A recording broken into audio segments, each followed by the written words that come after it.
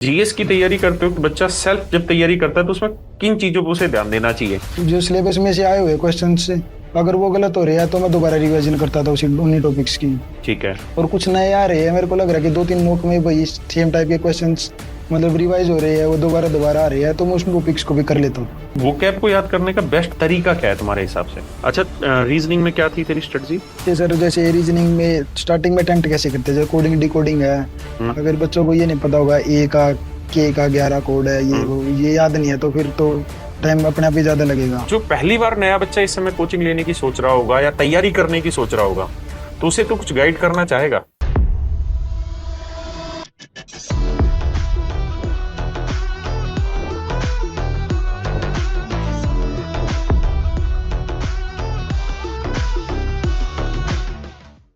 मेरे प्यारे बच्चों, आप सभी को नमस्कार। आज मैं आपसे मुलाकात कराने जा रहा हूँ एक बच्चे जिसका नाम है साहिल सहरावत, पानीपत का रहने वाला है और इसकी रैंक है 307 और CHSL में इसका सिलेक्शन हुआ है।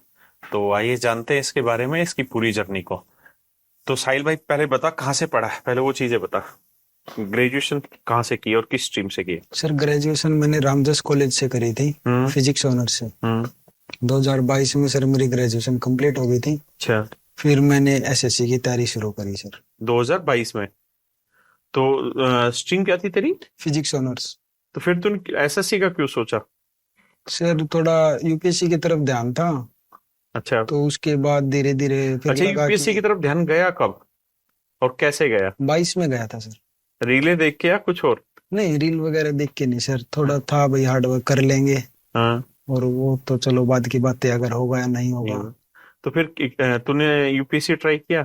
नहीं, अभी तक तो नहीं किया सर। फिर जैसे तैयारी करने लगा सर, फिर मेरे को एसएससी का थोड़ा ठीक लगा कि अभी पहले इसको ले लेते हैं। थोड़ी फाइनेंशियल कंडीशन भी इतनी नहीं थी कि एकदम से भाई यूपीएससी की तरफ ध्यान दे। यूपीएससी में इन्वेस्टमेंट बड़ा है तो उसमें टाइम भी ज्यादा लगता है सर, और फिर फीस वगैरह ये सब भी ज्यादा थी, तो इस हिसाब से मेरे को लगा सर पहले ग्रुप भी ले लेते हैं। बिल्कुल। फिर तो आराम से रिलैक्स हो गए, बैठ कर ठंडा हो गए, जाटोगे बड़े ठंडे हो गए बैठते हैं।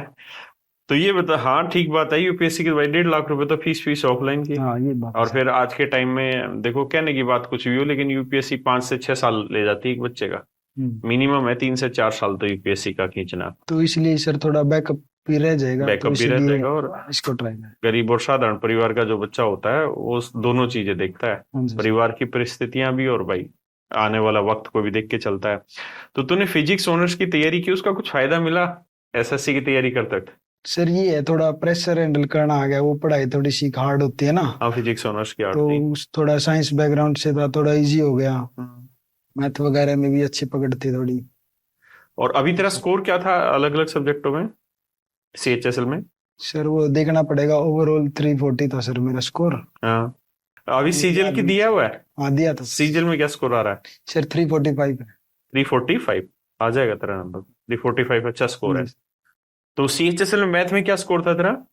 सर मैथ में पूरे थे सर।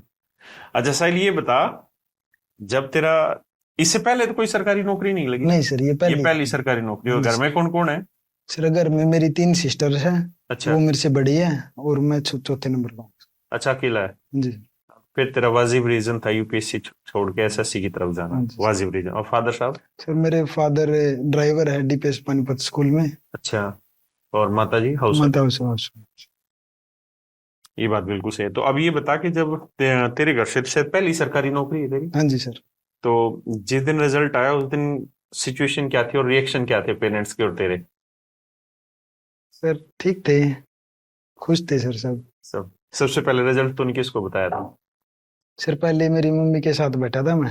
हाँ, उनको बताया था। अच्छा, उनको बताया था। हाँ। अच्छा, तो ये तक जब तूने तैयारी करी तो तेरी 2022 में लगभग ग्रेजुएशन खत्म हो गई थी? जी सर। और 2022 से फिर तूने एसएससी की तरफ मूव ऑन कर लिया? जी सर। और अब आ गया तेरा 2025, आज हम बैठे हैं, तो टाइम तो इसमें भी काफी आया है ना? तो इस टाइम पे तुझे कभी ऐसा लगा कि यार मैं जो कर रहा हूँ ये शायद हो भी पाएगा कि नहीं हो पाएगा? कुछ कोई ऐसा समय आया जब तुझे डाउट हुआ, या कुछ ऐसा समय आया कि नहीं यार कुछ और देख लेते हैं, ये तो नहीं होगा? नहीं सर, कहीं और देखने का तो मन हुआ नहीं, पर ये जरूर हुआ था कि अगर नहीं हुआ तो क्या होगा।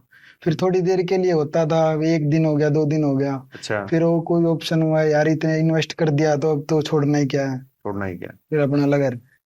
और फिर अपने साधारण परिवार के पास आज के समय में एक ही ऑप्शन है, सरकारी नौकरी। लगे रहो, तैयारी करते रहो। हाँ थोड़ा ठीक था सर, ये मेरा एम भी था थोड़ा ऑफिसर लाइन में जाने का। नाइस। तो बता। अच्छा, तो मुझे ये बता कि जब तुम तैयारी कर रहे थे तो मैथ तो तेरा बैकग्राउंड रहा ही है, हाँ जी सर। तो मैथ ठीक है। तो मैथ में तो कोई खास प्रॉब्लम आती नहीं होगी जब तुम पढ़ते थे। सर वो ऐसी तो प्रॉब्लम नहीं थी समझने की, और वो पर थोड़ी स्पीड को लेकर तो सर होती है स्टार्टिंग में, वो कैसे अटेम्प्ट करते हो आप। वो फिर प्रैक्टिस से ले हाँ, वो लेते रहे प्रैक्टिस से। रिजोल्व। अच्छा, मॉक टेस्ट में कभी स्कोर फंसा तेरा कि इससे ऊपर बढ़ ही नहीं रहा और लगातार हो गए, 2 महीने हो गए, 3 महीने हो गए, या 1 महीना हो गया? नहीं सर, वो सब जैसे मैं एक मॉक टेस्ट दिया उसमें कुछ कमियां दिखी मुझे, हाँ। कोई सिली मिस्टेक नजर आ रही है, तो मैं अगला मॉक टेस्ट जैसे देता था 1 दिन बाद 2 दिन बाद, तो मैं कोशिश करता था जल्दी उसको सुधार लूं। जैसे एक दो एग्जांपल से समझा इस बात को।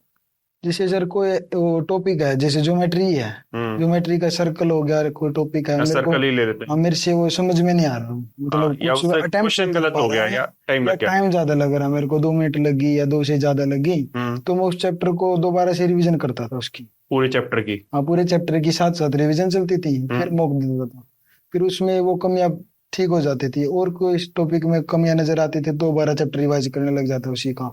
तो ऐसे करते करते वो स्ट्रांग होते गए सर वो, फिर और सब्जेक्ट भी अच्छी पकड़ होने लगी, तो अब लगा वे जीएस रैंक दिलाएगी, तो जीएस में धीरे धीरे अपने सोर्सेज बढ़ाता गया सर। जैसे पॉलिटी के लिए सर फिर मैंने लक्ष्मीकांत उठा ली। लेकिन यार ये लक्ष्मीकांत की तो फिर यूपीएससी लेवल की चीजें हो गई। तो सर वो पहले मेरा एम यूपीएससी का था ना, तो मैंने बुक्स वगैरह खरीद ली थी उस टाइम पर। अच्छा।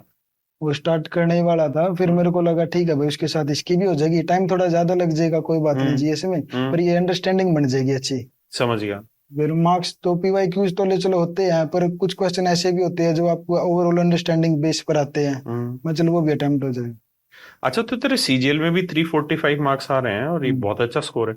तेरे हिसाब से जीएस की तैयारी करते वक्त बच्चा सेल्फ जब तैयारी करता है तो उसमें किन चीजों को उसे ध्यान देना चाहिए, और पीवाईक्यू का कितना, मतलब आज के टाइम में ये कह सकते हैं कि यूटिलाइजेशन है कि हाँ सर पीवाईक्यू बहुत ज्यादा आ रहे हैं, पुराने पीवाईक्यू? सर पीवाईक्यू तो एसएससी में आते ही है। अच्छा। इसमें तो कोई डाउट है नहीं सर, इसको तो करना चाहिए साथ साथ है। और जीएस का ये है कि आप समय समय पर रिवीजन करते रहो अपने, क्योंकि बिना रिवीजन के तो वही 2-4 दिन में आप अगर इधर को उधर एक्टिविटीज में ध्यान है तो आप भूलते चले जाओगे उन चीजों को। जेन्युइन पॉइंट है तेरा।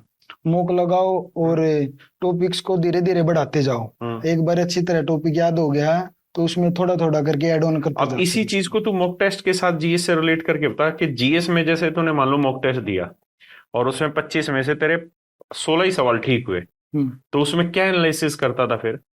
सर उसमें ये देखता था कि कुछ क्वेश्चंस ऐसे होते हैं जो मैंने पढ़ा हुआ है सिलेबस से, उसे आए हुए हैं, मैच हो रहे हैं, मेरे से नहीं हो रहे।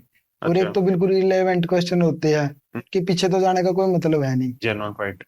तो सर जो जो सिलेबस में से आए हुए क्वेश्चन से अगर वो गलत हो रहे हैं तो मैं दोबारा रिवीजन करता था उसी उन्हीं टॉपिक्स की। ठीक है। और कुछ नए आ रहे हैं, मेरे को लग रहा है कि 2-3 मॉक में वही सेम टाइप के क्वेश्चंस मतलब रिवाइज हो रहे हैं, वो दोबारा आ रहे हैं, तो मैं उस टॉपिक्स को भी कर लेता था।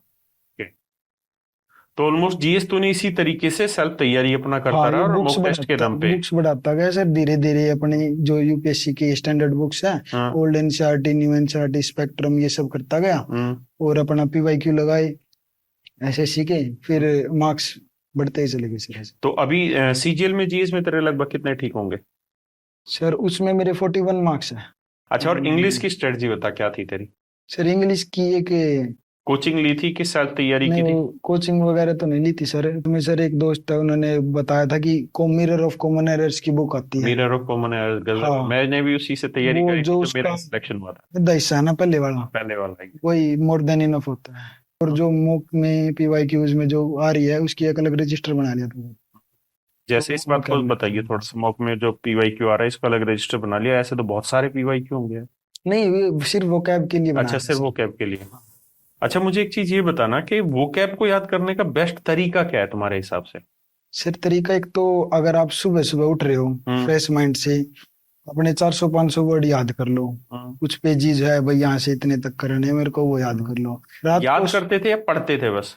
सर वो पढ़ता था ना, वो दिमाग में एक इमेज सी भी बन जाती थी उन वर्ड्स की, और हो सके तो मन को रिलेट कर लेता था अपनी लाइफ से कि वही कोई वर्ड है मैं यूज कर ले वाला हूँ, मतलब कहाँ कर सकता हूँ इस वर्ड को अपने साथ, कोई सब वो होते हैं इंसिडेंट्स उनके साथ, तो वो इससे जल्दी याद हो जाते थे सर। और रात को सोते वक्त जो सुबह याद करे उनको अच्छा, रिवाइज उन्हीं को कर, रिवाइज करते थे उन्हीं दोबारा। को रिवाइज कर लेते थे।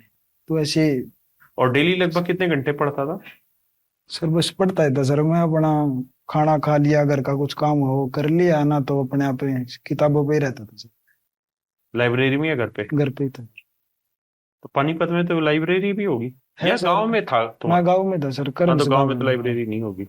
पर थोड़ी ज्यादा दूर नहीं थी सर, 4 किलोमीटर समाड़ का तहसील है मेरी, अच्छा, समाल। वहां पे लाइब्रेरी भी है, सब कुछ है लेकिन वैसे लेकिन तो। तूने किया अपना घर पे ही। हाँ क्या घर पे था तो सर। घर पे में तुम्हारी कंटिन्यूटी बन जाती, कंसिस्टेंसी हो जाती। हाँ बन जाते थे सर, क्योंकि घर वाले भी समझदार थे, वो भी बच्चे वगैरह थे नहीं, तो इतने बोलता था कि भाई पढ़ना है तो पढ़ने देते थे, ऐसे परेशान नहीं करते थे। अच्छा, रीजनिंग में क्या थी तेरी स्ट्रेटजी? सर जैसे रीजनिंग में स्टार्टिंग में अटेम्प्ट कैसे करते हैं, जैसे कोडिंग डिकोडिंग है, हम्म। अगर बच्चों को ये नहीं पता होगा ए का के का 11 कोड है, ये हम्म। वो ये याद नहीं है, तो फिर तो टाइम अपने आप ही ज्यादा लगेगा। हम्म। तो वहां सीख रहा था, बाकी मोक्ष हो गया था सर। अच्छा, मुक्तक से। और कुछ टॉपिक्स है जैसे इनमें बच्चे फंसते हैं, हम्म। कोडिंग डिकोडिंग होगी, नंबर सीरीज होगी, मिसिंग नंबर्स है, हम्म। और एक दो है सर। अच्छा, तुमने जब 2022 में एसएससी के बारे में सोचा तो हमारे बारे में तुझे कैसे पता चला? मेरे बारे में यूट्यूब से, किसी दोस्त से कैसे पता चला? सर मेरी सिस्टर्स के पास आपका बैच था, जो मेरे अच्छा, से तेरी बड़े थे। सिस्टर पहले तैयारी कर रही थी? हाँ वो जैसे इनकी टीचिंग लाइन से थे वो तो, टीचिंग में? उनके तो आपका बैच ले रखा था उन्होंने, तो वो कुछ बैच की वैलिडिटी 1-2 साल तक की थी, अच्छा, अच्छा। तो उनसे मैंने ले लिया था वो बैच। अच्छा, तो उन्हीं के थ्रू तुझे मेरे बारे में पता चला? हाँ जी सर। Exactly exactly. अच्छा, अब आज के टाइम में अगर हम बात करें तो एक तो दिक्कत क्या हो गई कि पहले, आज से 3 साल पहले के कंपटीशन में और अब में इतना गंदा इम्पैक्ट हो गया कि अब मेरिट बहुत ऊपर जाने लग गई है ना? और ये कंपटीशन टफ से भी ऊपर चला गया, टफेस्ट कह सकते हैं आज के टाइम में, क्योंकि अराउंड अगर आप 94-95% स्कोर कर रहे हैं तभी आपको एक अच्छी रैंक मिल पा रही है और एक हाँ अच्छी जी सर। पोस्ट आप ले पा रहे हो। और ये सच में बहुत मुश्किल काम है, ये आसान काम नहीं है ना। जो और आज के समय में मैं जितने ही बच्चों के इंटरव्यू कर रहा हूँ अभी CHSL के या तेरे CGL में 345 नंबर है, कोई बच्चा ऐसा नहीं है जो 6 महीने की तैयारी करके इस मुकाम पे पहुंचा है। नहीं ये तो नहीं है सर। हाँ, अब सारे के सारे बच्चे ऐसे आ रहे हैं जो 1.5 साल 2 साल हाँ से तैयारी कर रहे हैं और स्कोर को बूस्ट कर करके यहाँ तक पहुंचे हैं। तो जो पहली बार नया बच्चा इस समय कोचिंग लेने की सोच रहा होगा या तैयारी करने की सोच रहा होगा, तो उसे तो कुछ गाइड करना चाहेगा कि क्या करें, कौन सी खुद से तैयारी, क्या क्या चीजें तैयार करके चलें पहले से, उस बारे में कुछ बताना चाहे? सर वो तो सभी बच्चों के अपने अपने मतलब होता है कि भाई मेरे को तो इन टीचर से पढ़ना है, टीचर सभी नहीं, अच्छे हैं सर, टीचर्स इसमें तो तो चलो कोई एक बात अलग नहीं है। पैरामीटर हो गया, बुक्स भी एक अलग पैरामीटर हो गया, लेकिन कुछ ऐसी चीज जैसे मान लो तू साथ के साथ यूपीएससी के लिए तैयारी कर रहा है, कि जीएस के मामले में या इंग्लिश के मामले में कौन कौन सी ऐसी चीजें जो खुद से भी तैयार की जा सकती है और जेन्युइनली की जा सकती है? सर जैसे मैंने जीएस है, इंग्लिश है, रीजनिंग है, ये तो लगभग खुद से ही तैयार करी थी। मैथ का थोड़ा रह जाता है कि आपके प्रीवियस ईयर में क्या रिपीट हो रही है, वो शॉर्टकट्स है, वो कम समय में सॉल्व करने की वो ट्रिक्स आ टेक्निक्स है, गई। वो जरूरी हो जाती है सर। इंग्लिश में तो घुमा फिरा के सर वही रूल्स वगैरह है, वही आते हैं सब कुछ।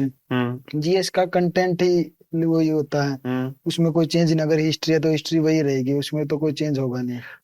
तो चलिए मेरे प्यारे बच्चों, आप सभी का बहुत बहुत धन्यवाद इस वीडियो को देखने के लिए। और आपने एक चीज का नोट की होगी, इस बच्चे का 307 रैंक है और अभी इसका सीजीएल में भी 345 स्कोर आ रहा है, कि अब थोड़ा सा है ना स्ट्रगल मुश्किल होने वाला है। कारण क्या है कि अब ये बच्चे इस मुकाम पे पहुंच गए हैं कि अब ये जो भी एग्जाम देंगे ना, उन सारे एग्जामों को फोड़ेंगे, उन सब में सिलेक्शन लेके जाएंगे। और ये काम ये तब तक करते रहेंगे जब तक इनको इनकी ड्रीम पोस्ट ना मिल जाए। जैसे मान लीजिए इसकी dream post income tax inspector है और ये दिल्ली चाहता है, तो जब तक इसको इनकम टैक्स इंस्पेक्टर दिल्ली नहीं मिलेगा तब तक ये लगातार, क्योंकि इसकी तैयारी पिछले 3 साल से करते करते उस लेवल पर आ गई है जहां से ये हर एग्जाम को क्लियर करेगा, बस रैंक का मसला रहेगा, कहीं रैंक ज्यादा कहीं रैंक कम होगी। तो मेरा कहना आप सब लोगों से यही है कि अब आप लोगों को ना इस प्रोसेस को धीरे धीरे अपने माइंड में डालना पड़ेगा कि ये प्रोसेस अब थोड़ा लंबा चलेगा। अब ऐसा प्रोसेस नहीं है कि 6 महीने में सिलेक्शन हो पाए। हाँ, ये जरूर है कि कुछ बच्चे ऐसे होंगे अभी भी जो 6 महीने में सिलेक्शन ले लेंगे, कारण क्या है कि जैसे इस बच्चे से बात करते करते हमको समझ में आया कि देखिए जैसे जीएसई है, जीएस में कंटेंट इतना सारा है ना, और आना इतना सा है। तो अगर कोई बच्चा पहले से कुछ अपनी रणनीति इतनी बेहतरीन बना ले कि मुझे इतना ही पढ़ना है जिससे आए, और किस्मत से वो चीजें उसकी सेट बैठ जाए, तो उसका समय काफी बच सकता है उस चीज में। सेम यही इंग्लिश में भी है, सेम यही रीजनिंग में भी और मैथ में भी। और मैथ में तो मैं अब ये कहूंगा कि शायद मैथ की तो वो औकात है ही नहीं कि आपको सिलेक्शन दिला पाए, क्योंकि अब सब कुछ जो मैटर डिपेंड करता है वो कहीं ना कहीं जीएस जैसे सब्जेक्ट पे डिपेंड करता है, इंग्लिश जैसे सब्जेक्ट पे डिपेंड करता है, क्योंकि मैथ और रीजनिंग ऐसे हैं लगभग हर एक बच्चा अब 100% स्कोर की तरफ जाने लग रहा है। एक दो क्वेश्चन गलत हो जाए तो बात अलग। तो 3 चीजें ध्यान रखनी है। सबसे पहली चीज, थोड़ा वक्त लगेगा। दूसरी चीज, रणनीति बहुत सुलझी हुई और साफ सुथरी हो। ऐसा ना हो कि हम बहुत सारा कंटेंट पढ़ रहे हैं और उसमें से कुछ ऐसा कंटेंट पढ़ ले जो इस समय वाजिब नहीं है। तो प्रॉपरली कंटेंट पढ़ें। और तीसरी चीज ये मेरे बच्चे, कि जो रणनीति आप पकड़ें उसको रेगुलर रखें, उसको कंसिस्टेंट रहें और उसको लगातार फॉलो करें, तभी सफलता मिलेगी। और एक बात हमेशा ध्यान रखना, अभी करंट के सिनेरियो में जिस दिन सफलता मिलनी शुरू होगी ना, उस दिन आप लिख के ले लीजिए, एक नहीं 20 एग्जामों में लगातार क्लियर करेंगे। और जब तक क्लियर नहीं होगा तब तक एक भी क्लियर नहीं होगा। तो हैव पेशेंस और आगे बढ़ते रहिए। थैंक यू मेरे बच्चे, थैंक यू बेटा, थैंक यू थैंक यू मेरे बच्चे, थैंक यू।